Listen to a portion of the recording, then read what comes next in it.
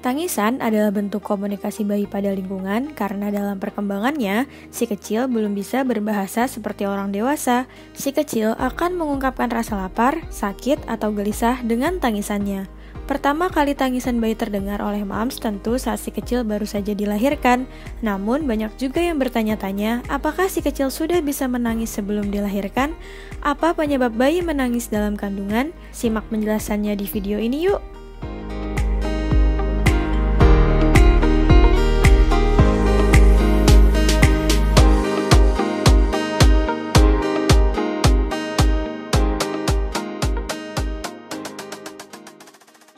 Selama berada di dalam kandungan, mams pasti pernah merasakan si kecil bergerak atau berpindah posisi.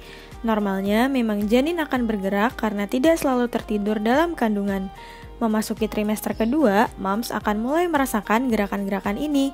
Gerakan janin juga menandakan perkembangan si kecil. Janin yang sehat akan bergerak minimal 10 kali dalam 2 jam. Berkurangnya gerak janin perlu diwaspadai karena bisa menandakan gawat janin. Selain gerakan, janin juga sudah bisa mendengar dan melihat dalam kandungan, sebab telinga dan matanya yang mulai berkembang juga perlahan berfungsi merekam stimuli dari luar rahim. Ternyata selain mendengar, melihat, dan bergerak dalam kandungan, si kecil juga sudah bisa menangis sejak dalam rahim. Penelitian yang dimuat dalam Archive of Disease in Childhood menemukan janin juga bisa menangis. Penelitian yang melibatkan kerja alat ultrasonografi atau USG ini mengamati respon janin pada trimester ketiga kehamilan. Rekaman gambar pemeriksaan USG tersebut menunjukkan bahwa bayi di dalam kandungan bisa kaget dan kemudian menangis.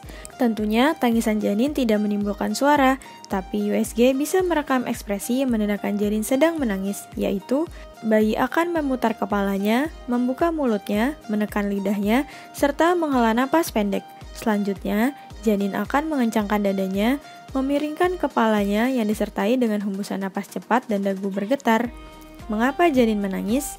Tangisan bayi bisa dikatakan sebagai salah satu tonggak penting dalam perkembangannya, sebab saat bayi menangis, sebenarnya si kecil berusaha menunjukkan bahwa tubuh, otak, dan sistem sarafnya sedang mengutarakan respon dari lingkungan di sekitarnya.